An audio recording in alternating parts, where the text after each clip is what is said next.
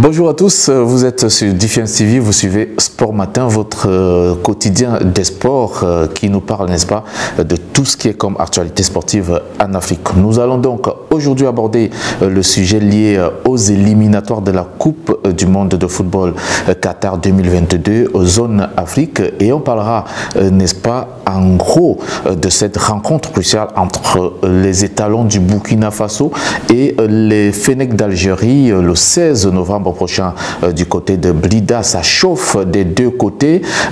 Du côté du Burkina Faso, des communiqués ne font que pleuvoir et du côté des Fennecs d'Algérie, le gouvernement est en train d'immobiliser 14 000 personnes pour pouvoir pousser cette équipe algérienne à la victoire finale. Vous aurez toutes les informations liées à ce sujet dans cette édition et puis on parlera de certains autres groupes, notamment le groupe de la République sud-africaine qui est au coude à coude avec le Ghana et puis on abordera le sujet de la Tanzanie qui veut, n'est-ce pas, écrire son histoire cette fois-ci, peut-être ça sera la bonne avec la République démocratique du Congo et le Bénin qui sont en embuscade.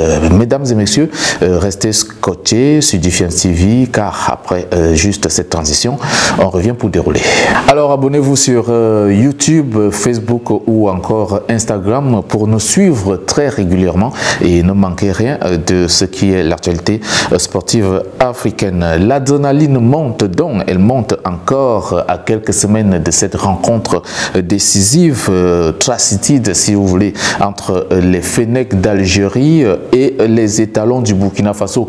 Le match compte donc pour la sixième journée, la sixième et dernière journée des éliminatoires de la Coupe du Monde Qatar 2022. Il est d'abord évident que les deux équipes vont passer par ces matchs face au Niger et pour le Burkina Faso et face à Djibouti pour l'Algérie. Mais il faut noter que, bon voilà, on sait très bien que ça passera pour les deux et que la grande finale aura lieu le 16 novembre prochain. Alors, sachant que les deux équipes sont en coude à coude, donc dans ce groupe A, 10 points chacune, le match du 16 novembre prochain est donc comme une finale et ça s'excite donc dans les deux camps avec ce communiqué de la Fédération burkinabé de football qui demande à la Confédération africaine de football de mettre en place des dispositions appropriées pour la sécurité de la délégation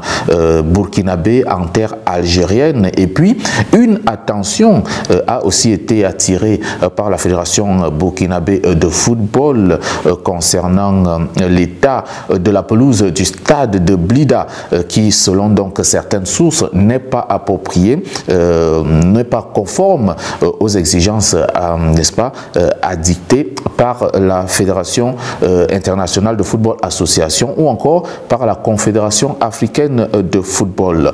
Notamment la CAF a par ailleurs, n'est-ce pas, donné quitus à l'Algérie de posséder de 14 000 places au stade de Blida pour ce choc et selon des sources, les billets s'achètent comme des petits pains. Il faut donc noter que toute l'Algérie aura les yeux, n'est-ce pas, rivés de ce côté-là pour pousser les Fennecs vers la qualification au play-off et pourquoi pas vers la Coupe du Monde Qatar 2022. Chers abonnés, on va parler également de la Fédération royale marocaine du football ou encore du football marocain si vous voulez, parce que le Maroc est aussi à l'honneur dans ces éliminatoires de la Coupe du Monde Qatar 2022. Vahid Ayozic a donc rendu public sa liste de 23 joueurs pour les deux derniers matchs des qualifications Coupe du Monde Qatar 2022 avec comme gardien de but Anas Zneti, le gardien du Raja Athletic Club de Casablanca, qui est accompagné de celui du Wydad de Casablanca. J'ai nommé Reda Tanyauti. Reda Tanyauti sera donc également de l'effectif. Ces deux gardiens vont donc accompagner le Sévillan Yacine Bounou, qui est d'ailleurs le gardien titulaire des Lions de l'Atlas. Sans suspense dans le Parisien gardien Achraf Hakimi est présent, tout comme Mounir El Haddadi qui fait donc également partie de cet effectif. On remarque d'ailleurs l'absence du Blues Hakim Ziyech pour des raisons d'indiscipline et de Soufiane Raimi qui était donc considéré dès lors comme la révélation du football marocain et qui a d'ailleurs été le meilleur joueur du CHAN 2020 du côté du Cameroun. Au Gabon, Patrice Neveu a convoqué sa liste de 23 Panthères pour affronter ces deux derniers matchs, notamment ce match face à la Libye. Et puis le capitaine Pierre-Emerick Aubameyang est bel et bien présent dans cet effectif, tout comme que Aaron Mbupenza, meilleur buteur du championnat turc de première division la saison dernière. Le sélectionneur Patrice Neveu a évoqué la situation des chances de son équipe au cours de ces deux rencontres. Nous l'écoutons dans cet extrait. Moi, ce qui m'importe, c'est qu'on soit vraiment focalisé sur notre match contre la Libye et après que chaque adversaire du moment fasse son travail.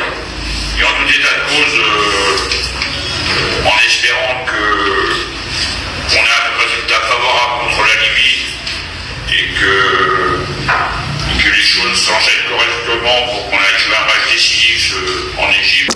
En Afrique du Sud, donc 2000 spectateurs sont attendus pour pousser les Bafana Bafana à la victoire face au Zimbabwe le 11 novembre prochain. À cet effet, le sélectionneur national Hugo Broos a donc convoqué 24 joueurs, dont le défenseur de Amazulu Tertius Melepe qui remplace Sifiso Alanti, le défenseur des Kaiser Chiefs blessé.